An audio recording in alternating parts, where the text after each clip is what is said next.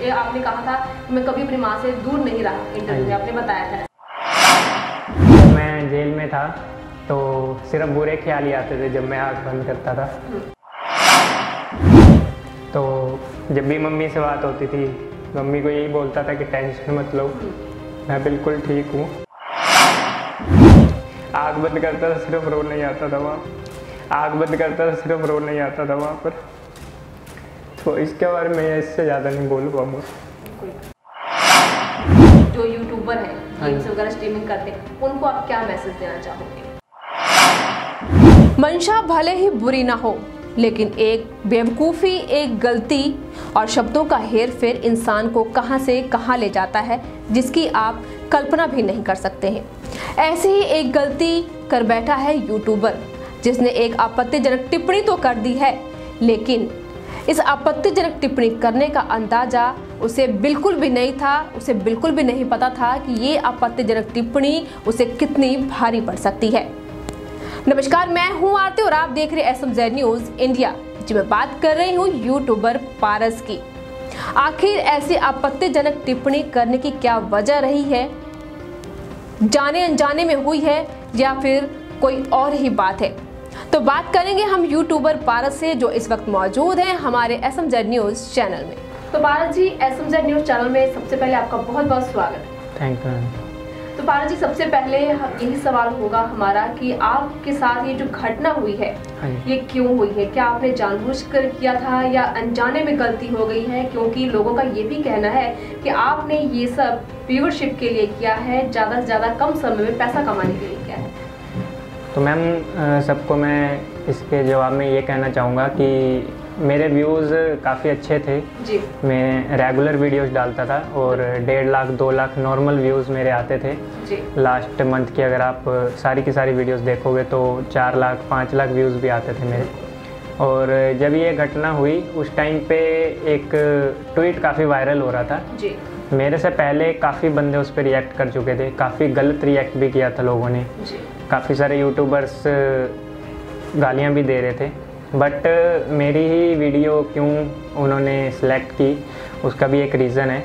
तो जब उन्होंने ट्वीट किया था सर ने जब ट्वीट किया तो सारे गेमर रिएक्ट कर रहे थे, तो मेरा भी फ़र्ज़ बनता था कि मैं उस पर रिएक्ट करूं। और तो मैंने जब ट्वीट सर का पढ़ा, उस पर काफ़ी सारी चीज़ें लिखी हुई थी जो मुझे काफ़ी अजीब लगी।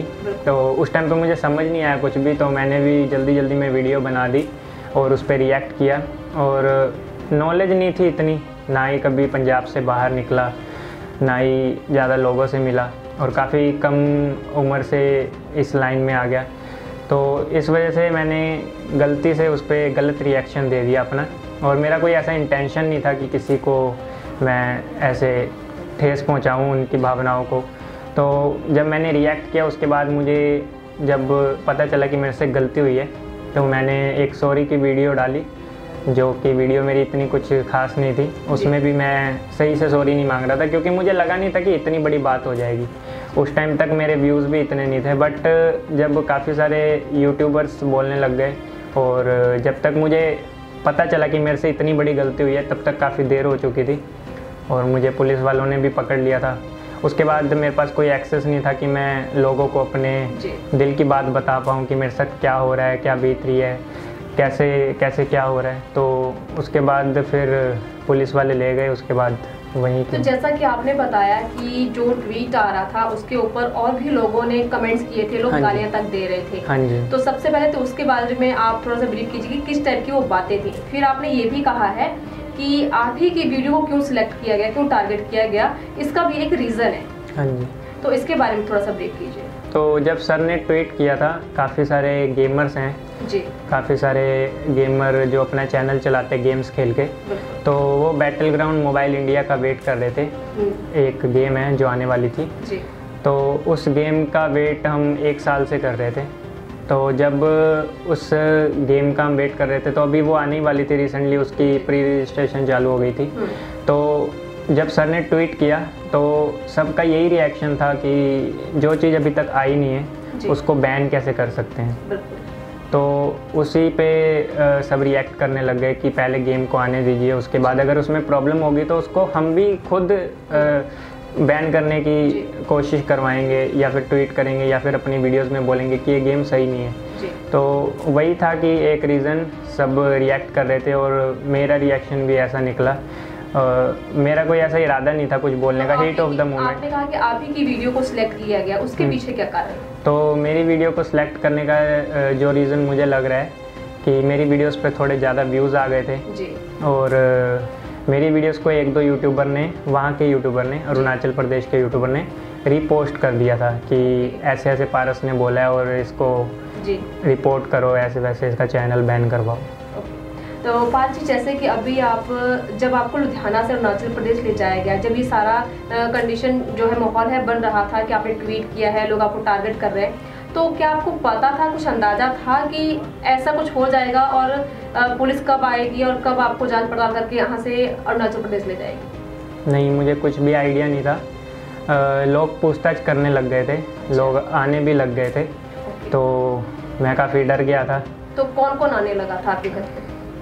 जहाँ तक मुझे पता चल रहा था, गली के बाहर पूछताछ होने लग गई थी, पारस कौन है, कहाँ रहता है, ऐसे वैसे। तो इसी बीच मुझे पता चलता है कि कुछ लोग भी आए थे बात करने मेरे से, तो फिर मैं काफ़ी डर गया। डरने के बाद मैंने सोचा कि पहले तो मैंने सोचा कि यहीं पर रहूं, पर मम्मी काफ़ी डर गए थे। अच्छा। तो मम्मी ने कहा कि तू 1-2 दिनों के लिए जीजा जी के यहाँ चला जा। तो फिर मैं अपने जीजा जी के यहाँ चला गया। तो फिर उसके बाद अगले दिन पुलिस वाले आ गए। पुलिस वाले आए तो पूछताछ की उन्होंने, तो उनको पता चला मैं वहाँ पर हूँ, तो फिर वहाँ से मुझे उठाया गया और फिर वहाँ से फिर मेरे साथ पूछताछ की गई। उसके बाद पूछताछ करने के बाद उन्होंने फिर मुझे लॉकअप में डाल दिया। एंड उसके बाद फिर अरुणाचल प्रदेश की पुलिस आई, उन्होंने पूछताछ की और कोर्ट से परमिशन लेके फिर वो मुझे उधर ले गए। तो जब आपको अरुणाचल प्रदेश लेकर गए, यहाँ से ट्रांजिट किया गया आपको, तो आप पहले 1 दिन के रिमांड में, फिर 6 दिन जूली जेल में रहे, फिर पेशी के बाद भी खबरें आई थी कि आपको 7 दिन बढ़ा दिया गया। तो उस दौरान कैसा माहौल था, वहाँ का इन्वॉल्वमेंट कैसा था, कैसी आपका डेली रूटीन वहाँ पे रही है जेल के अंदर? तो पहले तो वहाँ पर लोग काफ़ी गुस्सा थे मेरे से, बट धीरे धीरे जब सबको मेरे बारे में पता चला, मेरे से लोग मिले जिन्होंने मुझे देखा, फिर उनको धीरे धीरे समझ में आया कि इसका कोई ऐसा इंटेंशन नहीं था, काफ़ी छोटा है, और उनको लग रहा था कि काफ़ी बड़ा कोई होगा। और जब उनको पता चला कि मैं हूँ तो सबको थोड़े पहले तो लगा कि पारस ही है ये, कि नहीं ये कोई और तो नहीं ले आए, किसी और को तो नहीं ले आए। फिर धीरे धीरे लोगों ने अपना माइंड चेंज किया और मुझे सपोर्ट करने लग गए। एंड वहाँ के लोग भी काफ़ी अच्छे थे, जो भी मेरे से मिलने आए सभी ने प्यार दिखाया, काफ़ी कुछ सिखाया वहाँ के बारे में, वहाँ की डिशेस खिलाई और भी काफ़ी सारी चीज़ें हुई वहाँ पर। तो वहाँ पे ये भी खबर सुनने में आई थी कि आपको जेल के अंदर काफ़ी वहाँ की जियोग्राफी के बारे में बताया जा रहा है, हिस्ट्री के बारे में बताया जा रहा है, तो क्या क्या सीखा आपने उस दौरान? तो ऐसा कुछ नहीं था जेल के अंदर, वो कुछ न्यूज़ चैनल फेक न्यूज़ भी फैला रहे थे क्योंकि कोई इंटरव्यू ले नहीं पा रहा था। अच्छा। तो कुछ गलत भी बता रहे थे लोग, ऐसा कुछ नहीं था। ऐसे जेल के अंदर ऐसा था कि मुझे सिखाते थे, जैसे मेजर सर हैं जो मेरी रखवाली कर रहे हैं, जो सभी कैदियों की रखवाली करते हैं, जो रात भर ड्यूटी करते हैं वहाँ पर, वो सब लोकल के बारे में बताते थे कि यहाँ पर ये डिस्ट्रिक्ट में ऐसी जगह घूमने लायक है, यहाँ पर ये चीज़ें खाई जाती हैं, अच्छी हैं, और भी काफ़ी सारी चीज़ें, ऐसे बातचीत होती थी। बट ऐसे कुछ प्रॉपर नहीं, ऐसे सर से भी बात हुई थी मेरी, तो उन्होंने भी काफ़ी कुछ सिखाया मुझे। तो जेल के अंदर जब आप थे तो उस दौरान एक वीडियो और वायरल हो गया था, अभी पुलिस मुलाजिम वहाँ पर होने के बावजूद भी वो वीडियो कैसे वायरल हो गया और बातें भी कुछ कर रहे थे वो लोग, तो क्या बातचीत थी उस दौरान, क्या बात कर रहे थे और ये वायरल कैसे हो गया? तो सर ने मजाक में वीडियो बना ली थी। अच्छा। तो सर को भी नहीं पता था इतना कुछ हो जाएगा।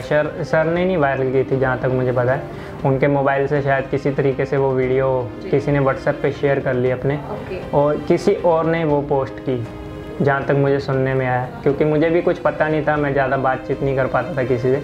और मुझे आते वक्त ये पता चला, मुझे नहीं पता था जेल के अंदर कि किसी को सस्पेंड किया गया मेरी वजह से।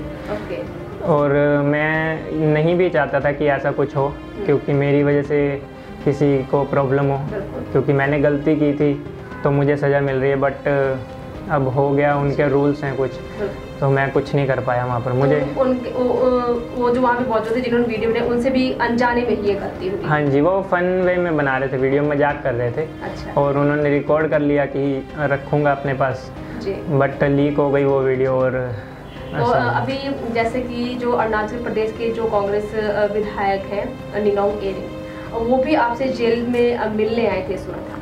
हाँ जी, वो मिलने आए थे बट उनको मिलने नहीं दिया गया। अच्छा। कोविड की वजह से। सर बोल रहे थे कि कोविड की वजह से हम नहीं मिल पाएंगे, मैं पर्सनली मिलना चाहता था तुमसे, बट फिर सर ने वीडियो कॉन्फ्रेंस में बात की, काफ़ी कुछ अरुणाचल प्रदेश के बारे में बताया और बताया कि वहाँ पर कैसे मतलब कि जो बॉर्डर है वहाँ पर काफ़ी फ़ाइट होती है उनकी, इस वजह से वहाँ के लोगों ने थोड़ा रिएक्ट ऐसा किया, भड़क गए वो मेरे जो कमेंट्स जो मैंने किए थे उसके ऊपर। तो सर ने उस चीज़ के बारे में मुझे बताया और सर ने बताया कि ऐसा नहीं करना चाहिए था। मैंने गेम को किस लिए बैन करने की बात की थी, ताकि आगे जाके बच्चों के ऊपर बुरा प्रभाव ना पड़े। जैसे काफ़ी सारे बच्चे होते हैं पढ़ाई नहीं करते, गेम्स खेलते रहते हैं। तो सर ने बोला मेरा कोई ऐसा इरादा नहीं था, मेरा ऐसा ही था कि आगे फ्यूचर के लिए बच्चों के लिए सोचना। तो वो चीज़ मेरे को काफ़ी अच्छी लगी। तो जैसे कि कोविड के कारण जेल में आपसे नहीं मिल पाए, लेकिन वीडियो कॉन्फ्रेंसिंग पर आपसे बात हुई। हाँ जी। लेकिन क्या आपने उनसे मुलाकात की, हुई आपकी मुलाकात उनसे? नहीं, मुलाकात तो नहीं हो पाई सर से कोविड की वजह से। सर बोल रहे थे कि अगर हो सकेगा तो मैं ज़रूर आपसे मिलूँगा आके। ठीक है। तो पारस, जब आपको जमानत मिल गई उसके बाद भी लुधियाना आने में आपको इतना समय क्यों लग गया? मैम, पहले मेरी फ़्लाइट थी यहाँ पर, मैं 2 दिन पहले आया हूँ, तो उससे पहले मेरी फ़्लाइट थी 1 दिन पहले की। तो जब मैं निकलने वाला था तभी मुझे पता चलता है कि मेरी फ़्लाइट कैंसिल हो गई है। अच्छा। बारिश की वजह से, काफ़ी बारिश पड़ रही थी उस दिन। तो फिर अगले दिन की फ़्लाइट हुई। अगले दिन फिर मैं एयरपोर्ट पे 5 घंटे पहले पहुँच गया था, बट वहाँ पर भी फिर मेरी फ़्लाइट डिले हो गई। अच्छा। मेरी फ़्लाइट 3 बजे की थी, 7 बजे आई फ़्लाइट। फिर 7 बजे आई तो वहाँ से फिर डिले हुई, फिर वहाँ से दिल्ली पहुँचा, दिल्ली में फिर दोबारा से ट्रेन, तो फिर ट्रेन से फिर यहाँ से फिर घर, तो इस वजह से डिले हो गया थोड़ा जी।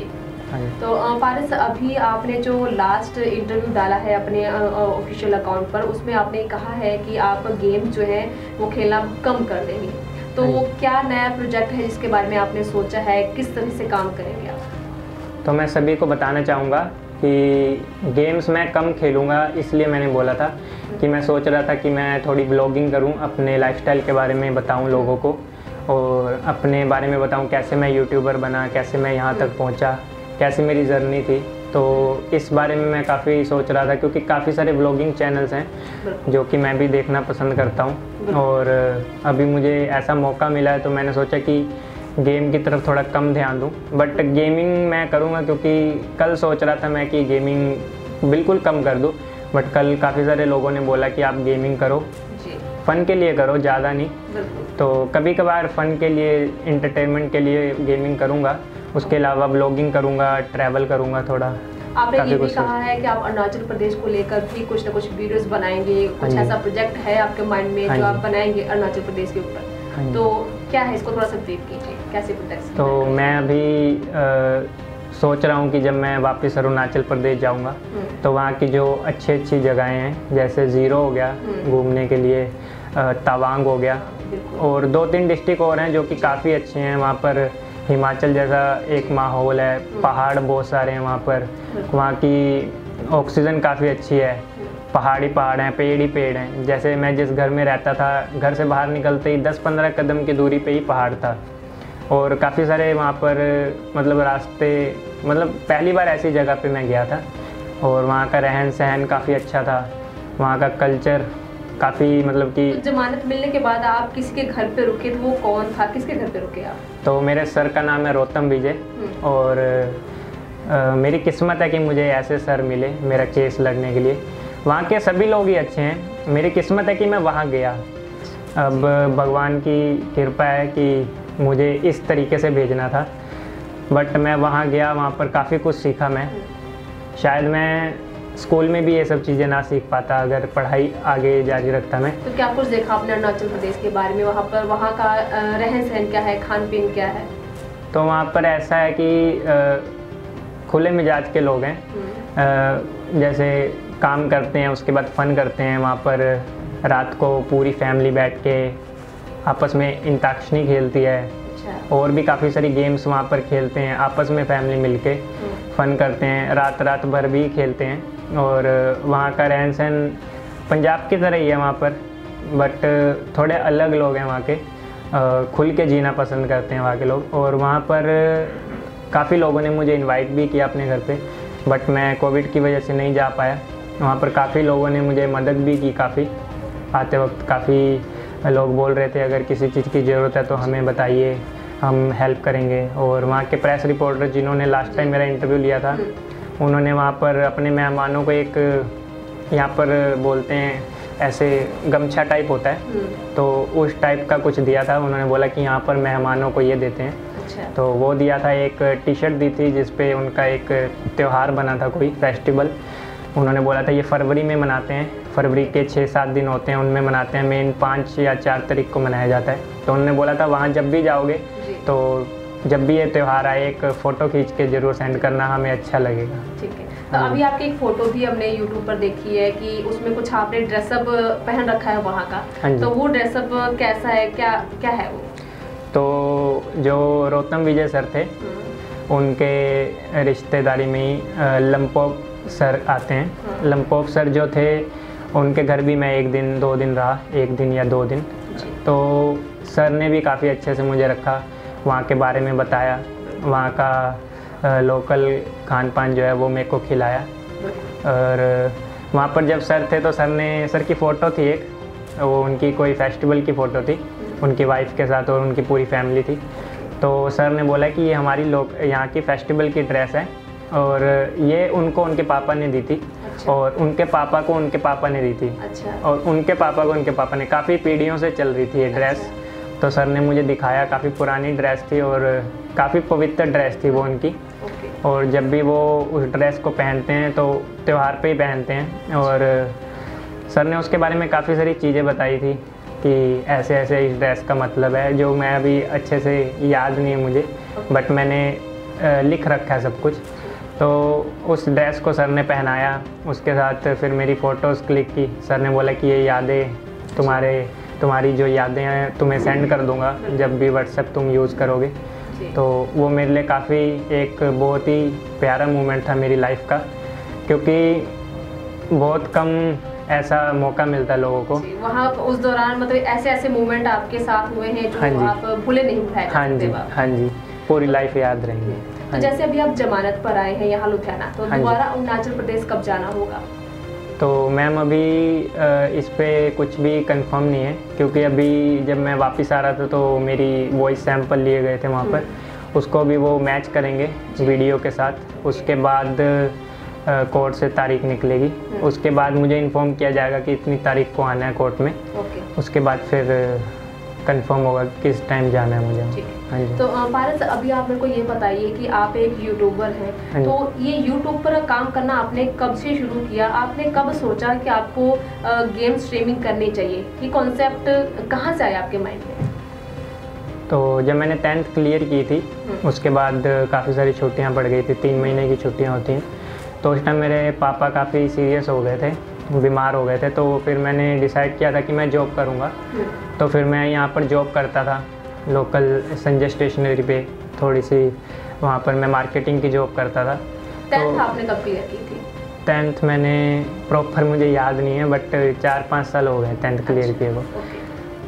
पापा के गुजरने के कुछ टाइम पहले ही 10th क्लियर की थी मैंने। तो फिर मैं जॉब करने लग गया घर चलाने के लिए, क्योंकि पापा की जॉब छुड़वा दी थी। पापा काफ़ी सीरियस हो गए थे, पापा का इलाज चल रहा था सरकारी अस्पताल में। उस टाइम पे फिर जॉब करने लग गया। तो फिर मैंने सोचा कि अभी जॉब कर लेता हूँ, थोड़ा रुक के पढ़ाई करूँगा, पहले पापा थोड़े ठीक हो जाएं और घर के हालात थोड़े बढ़िया हो जाएं। उसके बाद मैं नहीं चाहता था कि पापा काम करें आगे, मैं ही संभाल लूँ घर, तो ज़्यादा अच्छा रहेगा। तो इस वजह से मैंने जॉब स्टार्ट की। उसके बाद जॉब स्टार्ट करने के बाद मैंने जॉब पे जब मैं जाता था, जब मुझे फ्री टाइम मिलता था तो मैं यूट्यूब पे वीडियोस देखता था। और मुझे फ़ोटो पोस्ट करने का और मतलब जो फैशन वगैरह चल रहा है उसके ऊपर या फिर टैग के ऊपर मुझे काफ़ी शौक़ था शुरू से। तो मैंने मजाक में वीडियोस अपलोड की यूट्यूब पे। उसके बाद वीडियो वायरल हो गई थोड़ी सी, एकदम से वायरल नहीं हुई, मीन्स 100-150 व्यूज़ आए। तो इतने व्यूज़ मेरे लिए काफ़ी थे उस टाइम पे। तो जब थोड़े से व्यूज़ आए, अच्छे अच्छे कमेंट आए, तो मुझे काफ़ी अच्छा लगा। उसके बाद मैं कभी कभार वीडियोस डाल देता था टेक रिलेटेड। व्हाट्सएप उस टाइम पे न्यू आया था, फेसबुक न्यू आया था, कुछ बंदे यूज़ करते थे तो उनको नहीं पता था कैसे चलाना है, तो मैं उसके ऊपर वीडियोस बनाता था कि ऐसे यूज़ कर सकते हैं हम, ऐसे टिप्स एंड ट्रिक्स बताता था कि किस तरीके से इजीली हम व्हाट्सएप के स्टेटस लगा सकते हैं, डाउनलोड कर सकते हैं। उस टाइम पे बहुत मुश्किल था व्हाट्सएप स्टेटस डाउनलोड करना, न्यू आया था। प्रोफाइल कैसे अपडेट करें, ग्रुप्स कैसे बनाएं, तो ये सब चीज़ें वहाँ पर न्यू थी। तो ये इस पर मैं वीडियोज़ बनाता था। मैंने काफ़ी सारी वीडियोज़ डिलीट भी की हैं, जैसे मैं एक्सपेरिमेंट भी करता था, काफ़ी शौक़ था मतलब कुछ अलग करने का। तो एक्सपेरिमेंट भी किया, अनबॉक्सिंग भी की, जैसे छोटे छोटे प्रोडक्ट जो यूज़फुल होते हैं अपने लिए, तो वो मंगवा के उसकी अनबॉक्सिंग करना। एक मैंने ड्रोन मंगाया था, उसके भी मेरे 20-25 लाख व्यूज़, वो मेरी फर्स्ट वीडियो वायरल हुई थी। तो वो ड्रोन मैंने फ्री में मंगवाया था। तो मैंने बताया था वीडियोज़ में कि हम फ्री प्रोडक्ट कैसे ले सकते हैं। कुछ सर्वे वगैरह होते हैं, कुछ शेयर वगैरह का कंपनियां कैंपेन चालू करती हैं, कुछ शेयर पे कुछ रिवॉर्ड मिलता है, तो उस टाइप के काफ़ी सारे आते रहते थे। तो मैं उस पर भी वीडियोस बना देता था, तो लोग काफ़ी पसंद करते थे।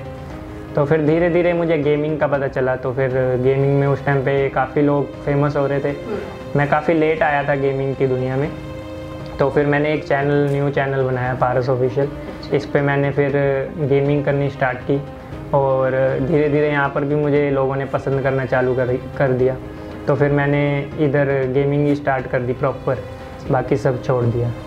हाँ जी। तो इसके मतलब गेमिंग करनी आपने शुरू की, फिर उसके बाद कुछ माइंड में और नहीं आया कि मैं कुछ और करूँ, मतलब लाइफ के कई सारे गोल्स होते हैं? हाँ जी। तो मैंने सोचा था कि जब गेमिंग से कुछ अर्न कर लूँगा, तो कुछ अर्न करने के बाद व्लॉगिंग स्टार्ट करूँगा, जो कि अभी मैं सोच रहा हूँ। व्लॉगिंग करूँगा या फिर एक बाइक लूँगा, सुपर बाइक। उसके बाद बाइक पे टूर निकाला करूँगा, दूर दूर जाऊँगा, जैसे यहाँ से शिमला या फिर यहाँ से मुंबई, यहाँ से लद्दाख। तो ऐसे प्लान थे मेरे, बट उसके लिए कुछ पैसों की ज़रूरत थी जो कि अभी नहीं थे। तो मैंने सोचा थोड़े पैसे जोड़ के, जो मेरा घर था वो तो चलो फैमिली ने मिल के लिया था, तो मैंने सोचा था कि थोड़े पैसे जोड़ के ऊपर बनाऊंगा, उसको रेंट पे चढ़ा दूंगा। तो उससे क्या होगा कि घर चल जाएगा, और जो मैं पैसे अर्न करूंगा वो मैं अपनी वीडियोस में लगाऊंगा, क्वालिटी कंटेंट बनाऊंगा, और अब नाम बन जाएगा तो पैसे तो कमा लेंगे, बट पहले तो इन्वेस्ट करना पड़ेगा। तो मैंने सोचा कि थोड़े पैसे जुड़ जाएंगे तो फिर एक नया चैनल बना के उस पर व्लॉगिंग करूँगा। अगर लोगों का अच्छा प्यार मिला तो ठीक है, नहीं तो अपनी तरफ से 100% दूंगा। हाँ जी, हाँ जी। तो पारस, अभी आपका ये जो भी सफ़र रहा, लेकिन अभी जो घटना हुई थी आपके साथ, आप अरुणाचल प्रदेश के जेल में थे, तो आपके जाने के बाद एक आपके साथ सिर्फ माँ ही थी जो आपको सपोर्ट करती थी। तो जाने के बाद उनका भी काफ़ी ज़्यादा बुरा हाल था, बहुत रोए थे वो, इमोशनल बहुत ज़्यादा हुए, क्योंकि एक बेटा अपनी माँ से दूर हो गया था। तो क्या आपको भी वहाँ पर ऐसा फील होता था कि आपने कहा था कि मैं कभी अपनी माँ से दूर नहीं रहा, इंटरव्यू में आपने बताया था ऐसा? तो जब मैं जेल में था तो सिर्फ बुरे ख्याल ही आते थे जब मैं आँख बंद करता था। तो जब भी मम्मी से बात होती थी, मम्मी को यही बोलता था कि टेंशन मत लो, मैं बिल्कुल ठीक हूँ। आँख बंद करता था, सिर्फ रोना ही आता था वहाँ पर। तो इसके बारे में इससे ज़्यादा नहीं बोल पाऊँगा। पारस, तो अभी ये जो कुछ भी हुआ है आपके साथ, कहीं ना कहीं फ्यूचर के बारे में आप क्या सोचते हैं? मैं वहाँ पर लोगों ने समझाया कि इसको नेगेटिव मत लो, पॉजिटिव वे में लेके चलो, कि भगवान कुछ अच्छा ही सिखाना चाहते थे, कुछ अच्छा करना चाहते थे। तो इस वजह से मैं अभी कुछ ज़्यादा सोच नहीं रहा हूँ इसके बारे में। बट फ्यूचर में प्लान बनाऊँगा कुछ अच्छे, जिससे मैं अच्छे काम कर पाऊँ, लोगों की मदद कर पाऊँ, और इसी तरह आगे बढ़ता रहूँ। इसी के साथ पारस, अभी जो भी आपकी उम्र के जो लड़के हैं, अभी यंगेस्ट हैं, जो यूट्यूबर हैं, गेम्स वगैरह स्ट्रीमिंग करते हैं, उनको आप क्या मैसेज देना चाहोगे? मैं यही मैसेज देना चाहूँगा कि जो भी वो वीडियोस बनाते हैं, उसको पहले वो वीडियोस बना के पहले अच्छे से देख लें कि वो मैसेज कैसा जाएगा, किसी को हर्ट तो नहीं होगा, या फिर किसी भी ऐसी चीज़ जिसके बारे में नॉलेज नहीं है वो ना बोलें, क्योंकि जिनके ज़्यादा फॉलोअर्स हो जाते हैं तो उनके बोलने में और नॉर्मल यूज़र के बोलने में काफ़ी फ़र्क पड़ जाता है। आज तक मैंने सोचा नहीं था कि मैं इस मुकाम में पहुंच गया हूं कि मेरे बोलने से इतना इफ़ेक्ट पड़ जाएगा, तो इसलिए मैं कुछ भी सोचता समझता नहीं था, कभी स्क्रिप्ट नहीं बनाई मैंने। मैं वीडियो चालू करता था तो मैं जो मन में आता था बोल देता था मैं। कभी मैंने क्योंकि अभी मेरे घर में जब रेड हुई थी तो उनको कोई भी डायरी कोई भी ऐसा पेपर नहीं मिला हुआ जिस पे मैं स्क्रिप्ट बनाता हूँ। मैं मन में रखता था और रिकॉर्डिंग ऑन करता था, सीधा बोलना स्टार्ट। उसके बाद चाहे 30 मिनट की वीडियो बने 40 मिनट की बना के उसको फिर एडिट करता था। जो पार्ट कट करने वाले हैं, जहाँ गलतियाँ हो जाती हैं, वो कट करके उसके बाद एडिट करके उसे अपलोड कर देता था। तो मैं यही बोलना चाहूँगा सबको कि कोशिश करें कि लिख के वीडियोस बनाएं, और हो सके तो वीडियो बनाने के बाद अपने किसी फैमिली मेम्बर से वो वीडियो को शेयर करें और बोलें कि वो देखें। अगर उनको कोई प्रॉब्लम नहीं है तो वो वीडियोस अपलोड करें। इससे पता चल सकता है कि वो एक प्रॉपर्ली अच्छा मैसेज है कि नहीं। अगर ऐसा कोई कंटेंट अपलोड कर रहे हैं, वैसे नॉर्मल वीडियो जो अपलोड करते हैं वो तो ठीक है, बट अगर किसी ऐसे टॉपिक पे वीडियो बना रहे हैं जिससे कि कुछ हो सकता है तो वो वीडियो थोड़ी सोच समझ के ही अपलोड करें। आशा करता हूँ ना ही करें, यही बोलूँगा कि ऐसे टॉपिक पे ना ही बोलें। अगर सरकार का कोई आदमी या फिर सरकार का कोई ऐसा आदमी जिसकी इतनी वैल्यू है, तो अगर वो ऐसा मैसेज दे रहे हैं, ऐसा कुछ कर रहे हैं हमारे देश के लिए, देश के ऊपर कुछ भी कमेंट कर रहे हैं, तो उस पर हमें नहीं बोलना चाहिए। वो जो कर रहे हैं अपनी तरफ से हमारी भलाई के लिए कर रहे हैं। तो अगर कोई भी पार्टी का बंदा हो, अगर वो किसी चीज़ पे कमेंट कर रहा है, अगर हमें नॉलेज नहीं है तो हमें नहीं बोलना चाहिए। हाँ, इसके साथ ही पारस जी, आपने अपना बहुत ही कीमती समय हमें एसएमजेड न्यूज़ चैनल में दिया। Thank you so much. Thank you ma'am. तो जैसा कि आपने देखा कि यूट्यूबर पारस ने उन सभी बातों का खुलासा किया है जिसको लेकर हर एक के मन में एक सवाल था कि आखिर पारस ने ऐसी आपत्तिजनक टिप्पणी क्यों की। ऐसे ही फिर मिलेंगे एक नई एक्सक्लूसिव इंटरव्यू के साथ। आप बने रहिए एसएमजेड न्यूज़ इंडिया के साथ।